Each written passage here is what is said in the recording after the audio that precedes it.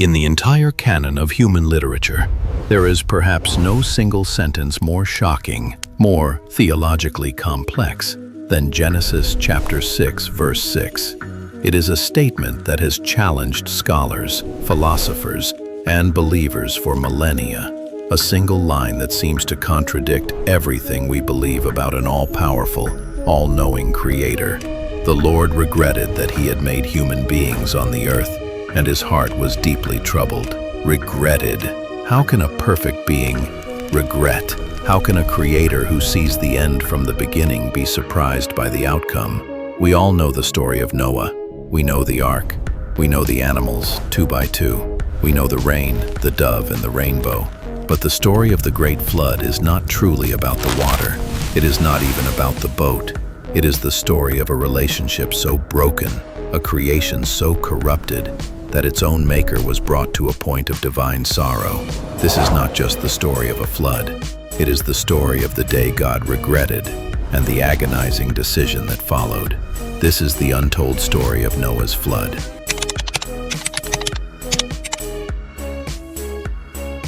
To understand the flood, we must first understand the world that was drowned, the antediluvian or pre-flood world. Genesis paints a picture of a world descending into chaos. It begins with a cryptic passage in chapter 6, when human beings began to increase in number on the earth, and daughters were born to them. The sons of God saw that the daughters of humans were beautiful, and they married any of them they chose. Who were these sons of God? Scholars debate this endlessly. Were they fallen angels? Were they a line of righteous humans established by Seth, now intermarrying with the corrupt line of Cain? The text remains ambiguous, but the result of this union was clear. The Nephilim were on the earth in those days, mighty men of old, men of renown. This wasn't a world of simple farmers. This was a world of giants, of demigods, of power and pride.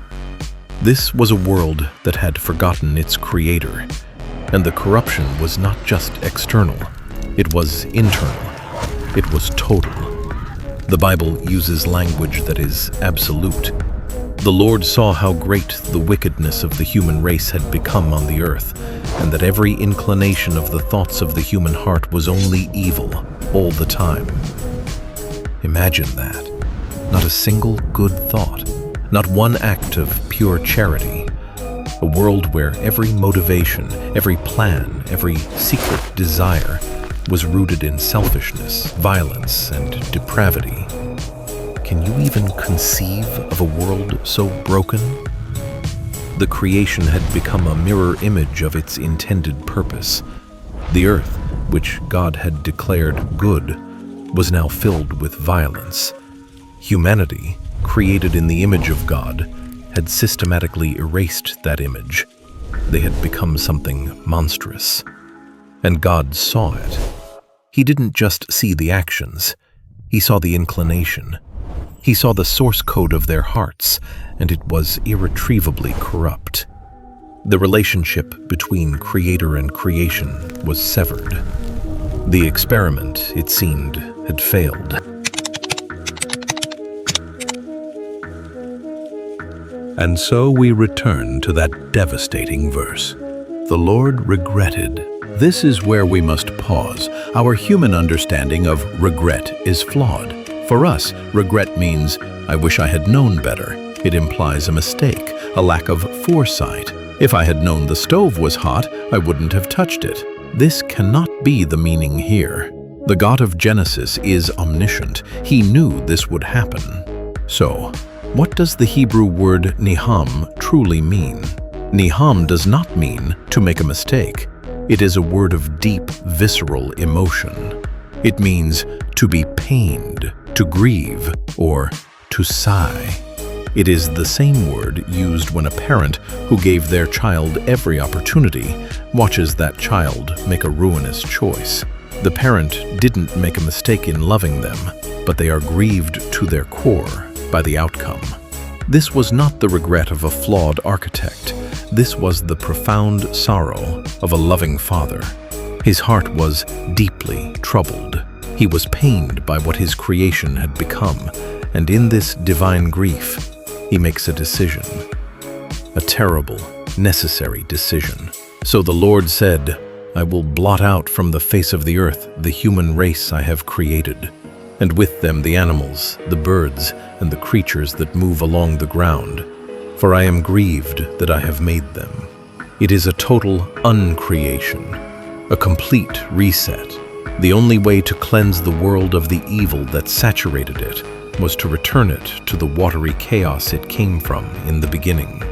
But in this world of total darkness, there was one single point of light.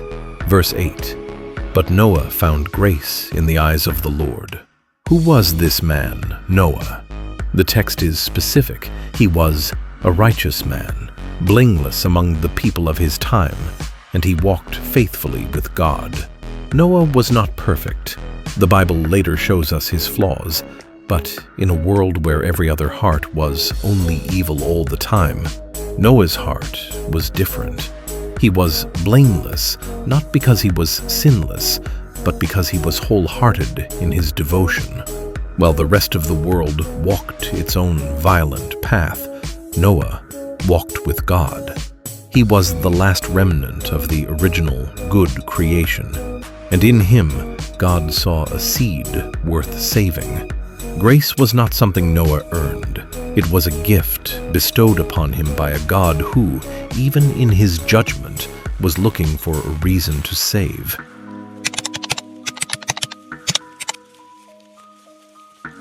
The divine plan was as strange as it was specific.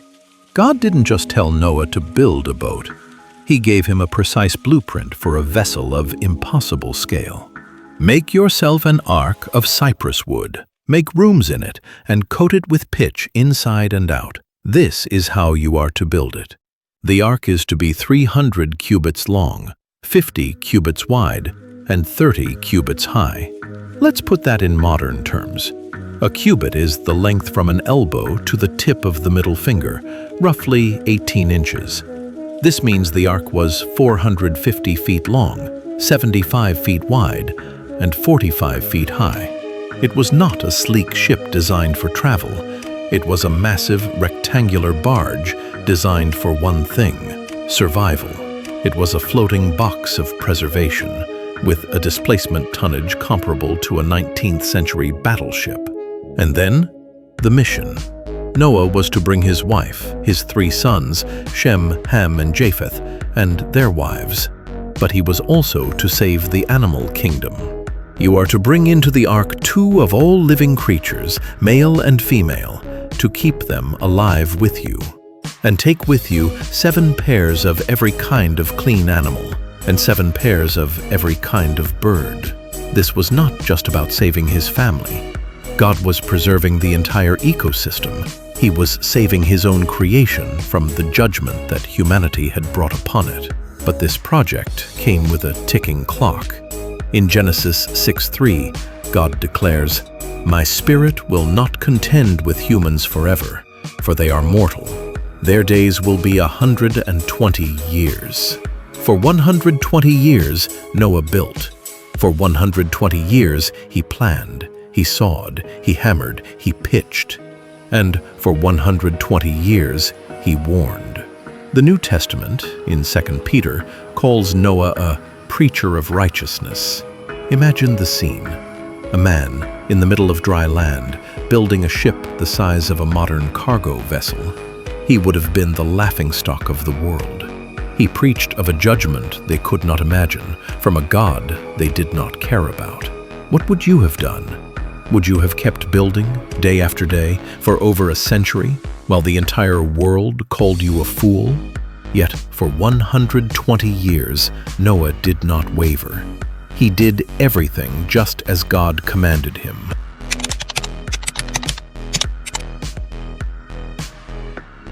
And then, the day came. God gives the final order. "Go into the ark, you and your whole family. 7 days from now I will send rain on the earth for 40 days and 40 nights, and I will wipe from the face of the earth every living creature I have made. There is a 7-day countdown. The animals come. The world watches, perhaps still mocking. Noah and his family enter the ark, and then, in one of the most poignant lines of the entire story, then the Lord shut him in. The door was sealed, not by Noah from the inside, but by God from the outside. Grace was sealed in. Judgment was sealed out. On the 17th day of the 2nd month, the judgment began. This was not just rain. The Bible describes a two-pronged cataclysm. On that day, all the fountains of the great deep burst forth, and the windows of heaven were opened. Water erupted from beneath the earth's crust as subterranean oceans were unleashed. And simultaneously, a torrential global rain began. It was a complete reversal of the creation in Genesis 1, where God separated the waters above from the waters below. Now, He was letting them collapse back upon each other. For 40 days and 40 nights, the rain fell. The world that had been was erased. Every living thing on the face of the earth was wiped out. People and animals and the creatures that move along the ground, and the birds were wiped from the earth. Only Noah was left, and those with him in the ark. The ark, tossed on this violent global ocean, was the only pocket of life in a world of death. The waters prevailed upon the earth for 150 days. Can you imagine the silence, the isolation, the terrifying realization that everything, everyone, was gone?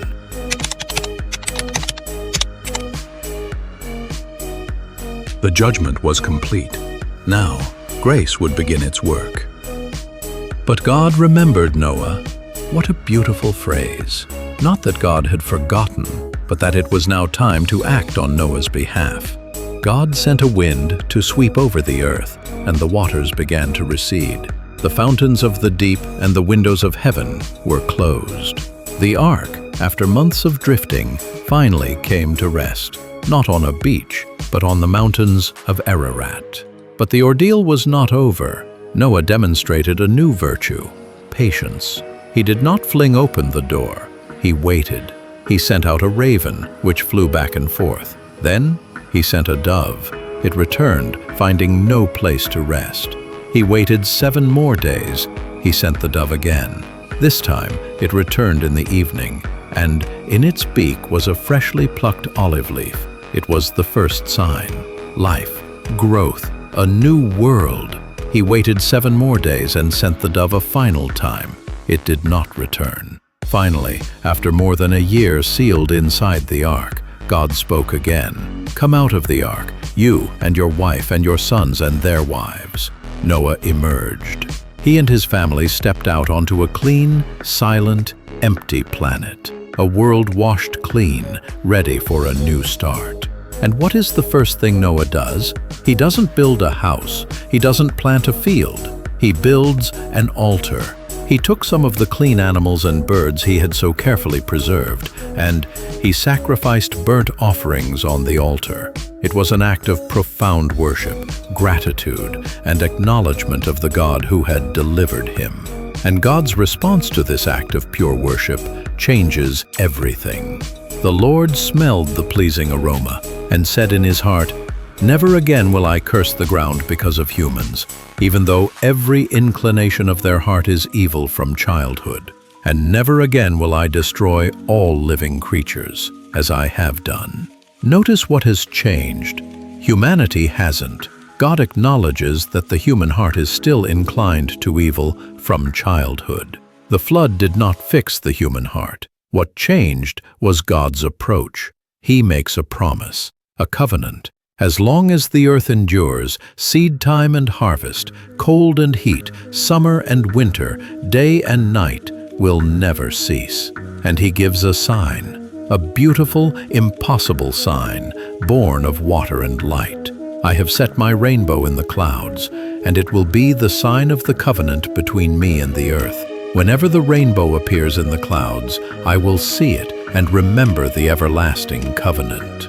The story of the flood, which began with God's regret and judgment, ends with His remembering and His promise. The rainbow is not for us to remember God. It is for God to remember His promise of grace. It is a divine weapon of war. The warrior's bow, hung up in the sky, pointed away from the earth as a sign of peace. The story of Noah's flood is the ultimate story of judgment and grace. It reveals a creator who takes no pleasure in destruction, but whose holiness demands a response to evil. It shows a God who grieves, Niham, with the heart of a father, over the corruption of his children. God's regret did not lead to abandonment. It led to a painful, necessary, and ultimately redemptive reset of creation. The flood teaches us that our actions have cosmic consequences, but it also teaches us that even in the face of total corruption, God searches for a single righteous heart. He searches for a Noah, and in the end, His grace provides a way. An ark of safety, a promise of a new beginning, and a rainbow in the clouds. The next time you see one, will you remember the weight of that promise? Will you remember that it is a sign that, no matter how dark the storm, God's covenant of grace endures forever?